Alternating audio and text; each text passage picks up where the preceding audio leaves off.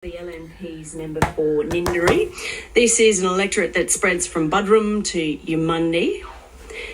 Dan Purdie is now the Shadow Minister for Police and Counter-Terrorism and says it is Peter Dutton who actually sparked his interest in politics originally. Morning, Dan. Good morning, Beck. Thanks for having me on. How is it that Peter Dutton played a role in getting you from policing into politics? Well, as you said, I was a policeman for a long time, and I first joined the police back in the 90s, and I worked with Peter Dutton. We were both young constables together here in Brisbane City, actually. And then later in our career, we met up again. We were both at the covert unit, and I at that stage, like most Queenslanders, had no interest in politics. And then in the 2000s, Peter left policing and became a member of Parliament, and I just followed his career as someone that I knew. I admired him as a police officer, and I continued to admire him in his new role. So then in 2017, with a redistribution on the Sunshine Coast of the state electorates, there was a new electorate called Ninderry, and they were calling for nominations, and by that stage I was a senior detective in the Child Protection and Investigation Unit on the Sunshine Coast, and I thought, well, I'll nominate and see what happens, and then I won, and here I am. Do you still keep in contact with Peter Dutton? Yeah, I do. He's busy and I'm busy, and we're all busy in our lives, and try to catch up with him when we can and try and stay in contact, but yes, it's still someone that I admire. Yeah. Given that you said there, like most Queenslanders, don't have much of an interest in politics, although I always say to people, you are interested in politics, you just don't know it, because these are the lawmakers who make the decisions that affect every aspect of your life. Why did you go into politics? Was there a particular issue, a moment? Did you go in with a kind of a clear goal? Yeah, well, look, obviously I'm passionate about crime and law and order, and I said in my maiden speech I was leaving, I've been catching law breakers and I was moving to join the lawmakers. And when you're on the front line in the police, particularly whether it's in child abuse, I've previously worked at the homicide squad, I've worked at the drug squad, I've worked on major crime investigations when I was attached to the Australian Crime Commission. When you're on the front line in our community and you're dealing with vulnerable people, you really get to see how bad government decisions and policies can have an adverse impact, particularly on vulnerable people. And you can continue to whinge and throw your slippers at the TV every night about it, or you can put your hand up to try and make a difference. So when the opportunity presented itself to me in 2017, as I said, it was actually my wife that, when I were talking about it over dinner, should I nominate and have a go? She sort of said, well, you don't want to die wondering, and you're passionate about these issues, and why don't you have a go? And then, as I said, I won, and, it's been a whirlwind ever since. You're listening to Dan Purdie, who is from the LNP. He's the member for Ninderry, sort of north of Brisbane, up around the Sunshine Coast. We'll get into who else makes up his electorate. Dan is the Shadow Minister for Police and Counter-Terrorism. This is as part of the series we're doing here on ABC Radio Brisbane in the lead up to the October 31 election, getting you to know the ministers, the shadow ministers, the people who seek to be, as Dan said, the lawmakers in particular areas. Dan, when you mentioned they're vulnerable people, who are you talking about? Well, look, most recently, as I said, I was in the Child Protection Investigation Unit on the Sunshine Coast, on the front line in relation to child protection matters. CPLU officers have two charters, essentially. They deal with juvenile justice matters, youth crime, which is, as I think everyone knows, is an issue, and also child abuse investigations. So both of those areas, I think, are broken and have been broken for some time. And when you're dealing on the front line with those mothers and fathers, that are heartbroken, that they've falling through the cracks of the system, whether that's in a child abuse setting or whether you're dealing with a family that's pulling their hair out because they've got a teenager who might have got on drugs or in with the wrong crowd, and the system's not supporting them either to try and get their child out of a life of crime. So both of those areas in policing are really frustrating areas, and I still get now in my current role, I'm getting more and more old colleagues contacting me daily about the frustrations continually. So it's hard when you're on the front line. It can be very rewarding work when you get a result. You solve a child abuse investigation or a child homicide, like I feel like I've done in the past. But it really is a broken system, and you can just continue to tread along in that system day by day, or as I've done, I've taken this leap into politics to sort of advocate and rattle the cage for those issues. So from a policing perspective, what would you change? Well, look, our police legitimately, in relation to youth crime, need tougher laws. I was on the front line in 2015 when police lost the ability to, when the current government watered down the Youth Justice Act and removed the breach of bail offence for children, which made it awfully hard for police to apprehend and arrest recidivist offenders who are out at night continually committing offences. So you ended up sort of chasing the same offenders night after night who are committing serious offences, whether it's stealing cars, police pursuits, robberies, drug-related matters. So it just got harder and harder for the police to do their job. And also, a real pivotal matter to me, I arrested a guy by the name of Shane Akehurst for the murder and torture of his toddler son, Corby. And, the sentencing for child killers, at the moment is inappropriate. We're looking at, it's hard to prove murder in those situations when you've got a victim that, is defenceless and there's often no evidence, and those offences are committed at night, normally, in the home. They more often than not go down for manslaughter, and they're averaging, 6 to 7 years in prison, which I don't think is sufficient for the murder of a toddler. So I could talk for hours, Beck, about some of these things that I've seen, and I've seen a lot of things that most members of the public hopefully never will see. But yeah, there's frustrations across the board, whether it's youth crime, whether it's child abuse matters, whether it's a broken child protection system. A lot of these things motivate me, and I'm more than happy to keep rattling the cage for my colleagues. Well, on youth offenders, the leader of your party, Deb Frecklington, announced a policy around the concept of community payback farms. Give us a sense of how you think that might work and might perhaps change the path of some of the young offenders you say you've worked with in the past. Look, I think the whole policy in relation to youth crime is a good policy from start to finish. And you mentioned the end of the cycle in the payback farms, which really is at the end of the cycle when for the worst offenders, recidivist offenders who have served a term of imprisonment, rather than just letting them back out onto the street to continue to commit offences like we're seeing more and more often now. This just gives them an opportunity and a place where they can go and learn some skills, learn some personal responsibility, whether it's elder mentoring, to try and give them the skills they need to earn and learn and reintegrate back into society, as opposed to the revolving door that we see at the moment. And that's at the end of the cycle, to try and break the cycle of offending. Also, as part of that comprehensive plan which Deb and the team announced, and I'm proud to be a part of that team and have fed into the policy. At the start, we're talking about justice reinvestment, putting more money in at the start to try and capture as many kids as we can before they enter into the youth justice system, before they start going to court, before they enter in a life of crime. We need to invest more in that. And I can tell you now that there is really no... There's a couple of ad hoc programs that different community groups are running in relation to that, but the Youth Justice Department, which you and I would think, and all your listeners would think, are actively engaged at that stage to try and divert kids away from the youth justice system. Well, they're not. The Youth Justice Department doesn't get engaged with kids until they start going to court and they get put on youth justice orders. And I've cautioned a lot of kids, and the majority of police, the majority of kids that police caution on their first offence, police do divert away from the justice system. The problem is there's no real good programs or systems or policies in place to invest more in those kids to stop them from offending in the first place and divert them away from the justice system. So we've talked about, and then there's other policies I'm happy to talk about, points in the policy, but then it ends at the end with, once those kids have gone through the system, they're starting to go into custody. Well, there's a program at the end to try and break that cycle as well.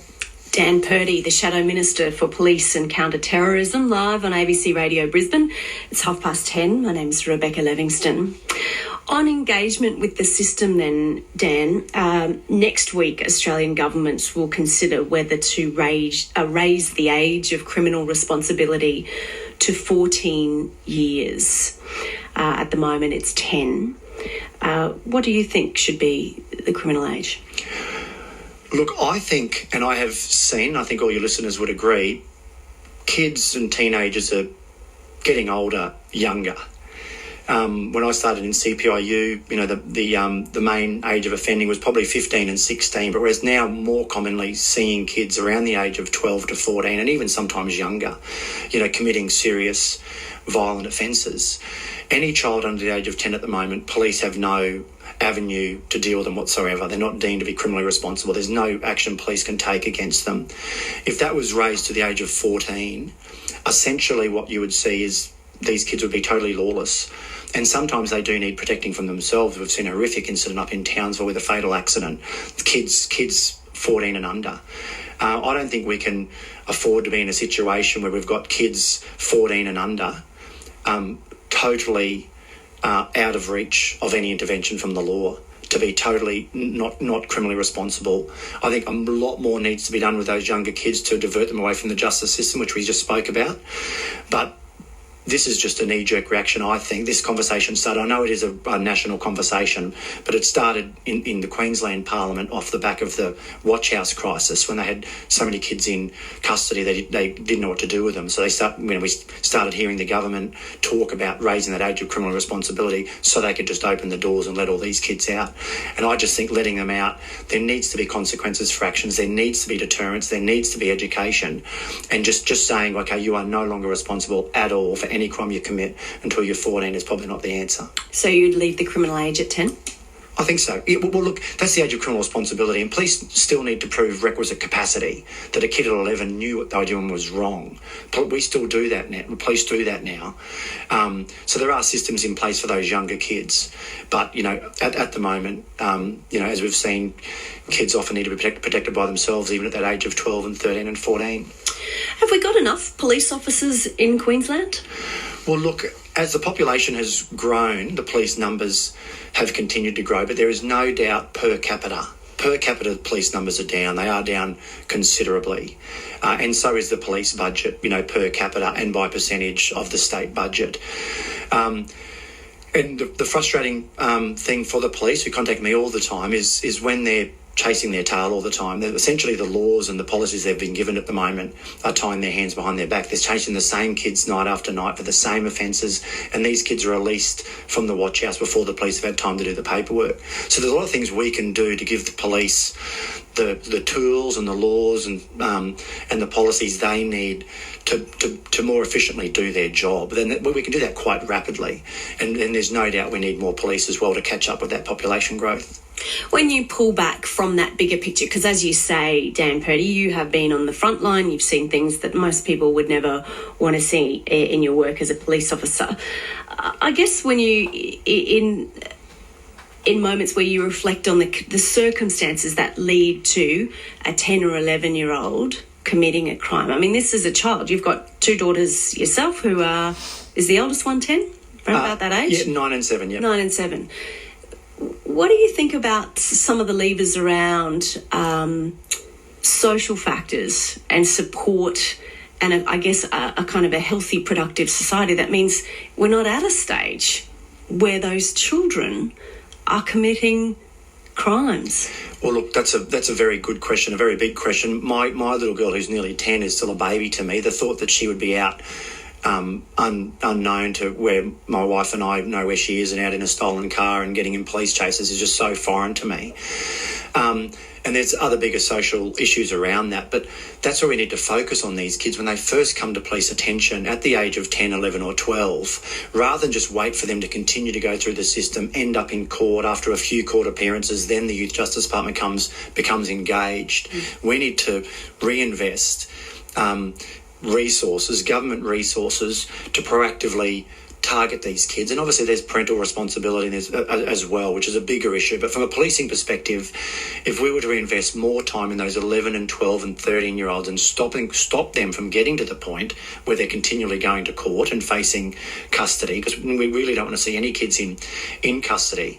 So there needs to be more investment in those kids at that early stage. And I can tell you from someone who's come from the front line, those services are lacking. You mentioned your wife, who you talked a bit about, and your family in your maiden speech to Parliament, because, of course, and you were the inaugural member for Ninderry. This is not an electorate that existed until you became the MP. Just give us a sense of where it spreads. I sort of said from Buderim to Yamundi. Tell me a bit about your electorate and who you represent. Well, it is a brand new electorate. It starts at North Buderim, goes out to the coast and takes in Coolum and then up to Purdie and Springs, all the way up to Yamundi in the hinterland, and then follows the highway back down to Forest Glen and back into North Buderim. I've got Bly and some growing communities in the middle. So it really is a diverse electorate. The issues up in the Yamundi, in the Noosa hinterland at Yamundi, are totally different to that of Coolouan or Bly or North Buderim. But being a police officer across the whole coast for a long time, I sort of knew those areas and have worked across them, and I love being out in the community and doing that. But if I can go back to my wife and kids, so my wife is a primary school teacher, and she was from the coast. I was a Brizzy boy. I grew up in North Brisbane, and as I said earlier, I was a policeman in the city here when I first got sworn in, and my wife was from the Sunshine Coast. She always dreamt of getting back there. I'd always, like most people, boys in Brisbane and girls in Brisbane, you probably dreamed of living at the coast at some stage. And then I was at the Australian Crime Commission when a job came up in child abuse, or the CPOU on the Sunshine Coast, and I put in for that and was lucky enough to get the job, and my wife and I then moved back there, and that's where we started a family. So been there for probably about a dozen years now, and then the new electorate of Ninderry was announced and I nominated for it. So, but look, it's really, I'm blessed. We've got the pristine beaches of Coolum up to the beautiful hinterland of Yamundi, and it really is a great electorate, and I pinch myself every day that I'm in this position. Yeah, though, what a juxtaposition. You go to an area of beauty to work in child abuse. I was intrigued as well to think about perhaps your family table conversations. You mentioned in your maiden speech you paid tribute to your father, who was a cabinet maker who became a musician, and you mentioned your brother, who's an associate professor of epidemiology. You're having a lot of conversations about coronavirus at the moment? Well, my brother's actually based in San Francisco. He was at QIM half here for a long time, and then he went to Stanford University and in America, and he fell in love with a girl from San Fran, and he never came home. And now I'm up the coast. My poor mum's now by herself at Astley, pining for her two sons. But yeah, look, he's been locked down. Obviously, America's struggling across the board. Him and his family have been locked down for a long time, and he's being an epidemiologist, as in the study of epidemics. He works for a pharmaceutical company now, but anyway, he's been across it and quite concerned about it. And more so, my kids talk to his kids on Skype. We don't get much of a chance to talk, but yeah, it's interesting. My dad was a cabinet maker, gave up his career to be a muso, and my mum was a full-time mum, and my brother went on to be a epidemiologist, and all I ever wanted to be was a policeman, and somehow I've ended up a politician. And thanks to Peter Dutton in there who sparked it in the first place. What's your view on borders here in Queensland? Given your brother, the disease specialist, your party, the LNP, has really fought for clarification. Deb Frecklington wanted a date set earlier in terms of Queensland borders. Do you think the strategy that the Palaszczuk government has adopted is right? Well, look, I think we legitimately were calling for some consistency in the roadmap. I know, particularly on the Sunshine Coast, where we've got a lot of tourism and hospitality industry, they were contacting me in my office daily. We just needed a bit of a strategy and a roadmap as to where we're heading. And then when some of the dates, there was some confusion about when that might be. That's understandable, though, isn't it, given that it was an evolving pandemic at the time. It still is now. Well, look, it still is, and we fully accept that there's more hotspots coming up, and we certainly don't want people coming to Queensland from those hotspots. But also we just needed some consistent messaging, and that's why Deb and the LNP stayed in lockstep with the federal government, with Scott Morrison and the federal health advice, and we're just calling on a solid roadmap. So people in business and who needed their jobs and in tourism and hospitality, as I said, a lot of them at Coolum on the Sunshine Coast had a bit of a structure or something to look forward to, something to work to, a bit of a date to work to. And when the roadmap came out at 10 July, and then there was talk of September, it just alarmed a lot of people. So all we were well, as far as, from what I heard, we were really calling for a bit of a structure and a fixed time roadmap. But what it's turned out to be now is that Queensland is the state that, various sporting codes are rushing to be in. We've arguably turned out to be the envy of the rest of Australia. Doesn't that suggest that perhaps that strategy worked out well? Well, look, what we were calling for was the government to stick to the roadmap, which eventually they did. They opened the borders when they were in line with the roadmap, and after the federal government calling for that. So look, we weren't really calling for anything different to that. We weren't calling for them to or never close, or to open them in April or May at the height of it. We were just asking for that consistent message to give businesses and jobs that clear vision. You've got about 5,000 small businesses in your electorate. What are they telling you about the future for them? Well, look, I think during COVID there really was two conversations happening at dinner tables around Queensland. You had people in family-run small businesses who were, crying themselves to sleep, wondering how they could, pay their staff and pay the mortgage. Obviously, as time went on, we got JobKeeper and JobSeek and some other safety nets. So people were really, really concerned about that. And the Sunshine Coast, I think, per capita does have one of the highest rates of small businesses. People from all over the world in Australia move to the Sunshine Coast and they start up a small business, often in tourism and hospitality. So those people were really, really concerned and really sad about their future prospects and still are. I know there's been an announcement actually just yesterday about, JobSeeker and some other safety net stimulus, going forward. But there's a lot of people that are still losing sleep over it. And, my office and I are fielding those calls daily and trying to point those people in the right direction and help as best we can. Just finally, Dave, Dan Purdie, I've got Dave on the mind because I was going to ask you about Dave Hutchinson. The LNP hierarchy behind the scenes. You talk about whether or not people care about politics. They probably care even less about the hierarchy behind the scenes. Nonetheless, it has an impact on who is the leader of the party. And at one stage, the president, Dave Hutchinson, appeared to be agitating to change the leader of the party. Deb Frecklington prevailed. Last week, the news of Lawrence Springborg's role being wrapped up. What's the last conversation you had with the LNP president, Dave Hutchinson? Well, Beck, to tell you the truth, and as I said, I'm relatively new to Parliament and new to the LNP.